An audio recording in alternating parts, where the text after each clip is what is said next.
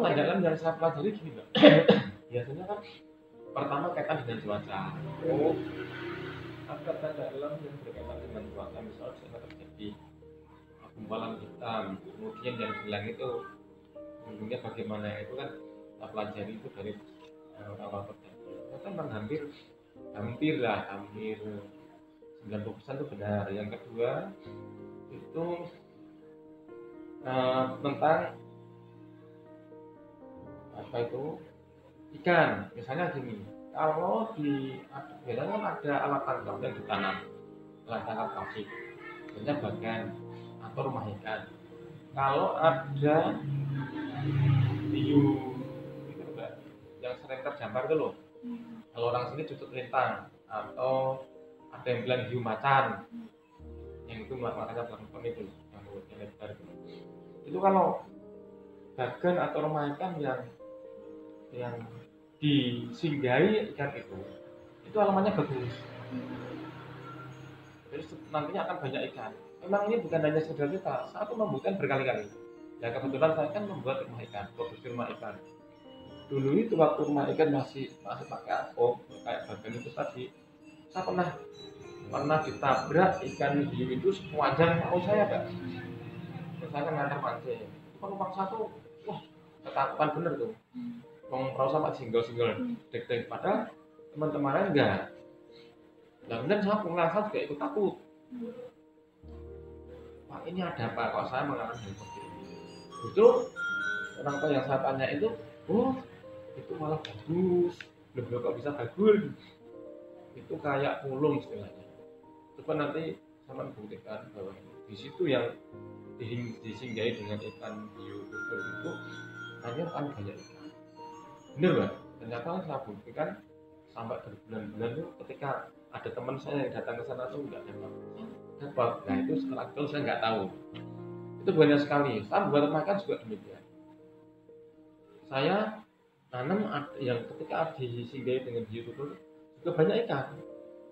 Tapi sebaliknya ketika di situ ada penyu, itu kayak apes itu loh, ikan jadi hilang. Nah ini kan belum dibuktikan secara ilmiah tentang penelitian akan hal itu. Tapi itu berkali-kali saya terkait dengan tanggapan. Kemudian kalau air sendiri terjadinya arus yang tiba-tiba sangat kencang, itu juga itu tanda alam bahwa ini akan ada gelombang gede. Tanda-tandanya beberapa jam kemudian atau sehari kemudian itu seperti itu saking seringnya di laut, jadi kita jadi apa?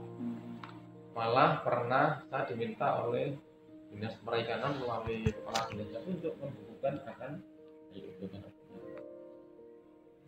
Ya nggak tahu, mungkin orang hanya ini sebagai apa ya, sebagai perbandingan dengan daerah lain seperti apa, tapi ya kalau alami seperti itu. Kalau katanya kan yang pengetahuan itu tentang bintang-bintang itu juga ngaruh ya Pak? Kalau bintang sebenarnya iya, cuman saya nggak begitu paham. Biasanya orang-orang pedalaman. Kalau di sini kan kalau bintang kan sering Mbak, sering tertutup mendung ya. Jadi saya nggak begitu memperhatikan akan tanda-tanda bintang. Tapi saya pernah ikut acara nasional itu kontak tani dan nelayan seluruh Indonesia. Itu ada teman yang dari Papua sana menceritakan ada itu bahwa bintang itu sebagai tanda alam untuk nelayan mau cari ikan, mau melaut dan sebagainya itu ada. Tapi saya nggak memperhatikan secara detail bintang yang bagaimana, terus kemungkinan apa itu ya. Nah kalau apa sih Kak, kan nakodanya itu ya Pak, itu cara nentuin arahnya haluannya itu gimana? Kalau sekarang sih ada teknologi kompas, GPS, ada dispenser, jadi ketika kita mau ukur kedalaman itu terlihat semua. Kalau yang manual itu gini, ada beberapa karakter angin yang sifatnya itu agak permanen. Misalnya gini, kalau Semarang ini kan kalau musim kemarau itu kebanyakan angin tenggara, timur laut sama utara. Tapi kalau musim hujan itu ada barat laut, terus barat daya. Yang kedua pakai matahari. Itu penunjuk arahnya seperti itu. Kemudian yang kalau jangkauan daratan masih kelihatan ya kita langsung bisa melihat dari udara. Tapi pernah juga sih Mbak, ketika kita kena badai ya, kena badai kan angin itu pasti angin sama hujan itu kan nggak kelihatan arahnya, jarak pandang mungkin sampai hanya 10 meter.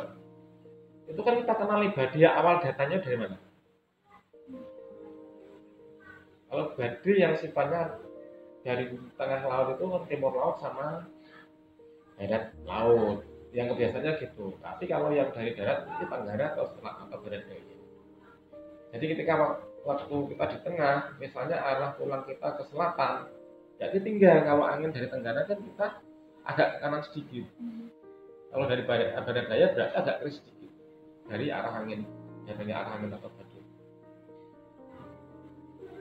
Ya karena kebiasaan itu, jadi kita tahu untuk mengarahkan kapal ini mau pulang atau mau kemana itu.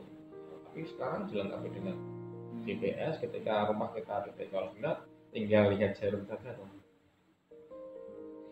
Kalau sekarang sudah pakai teknologi semua. Berarti udah nggak manual gitu? Masih banyak yang manual, yang pakai teknologi hanya tertentu. Karena sini kan kebanyakan nelayan pantai, nelayan yang one day fishing, artinya sehari tripnya tuh sehari, jadi nggak nginep atau berada di laut, jadi sangat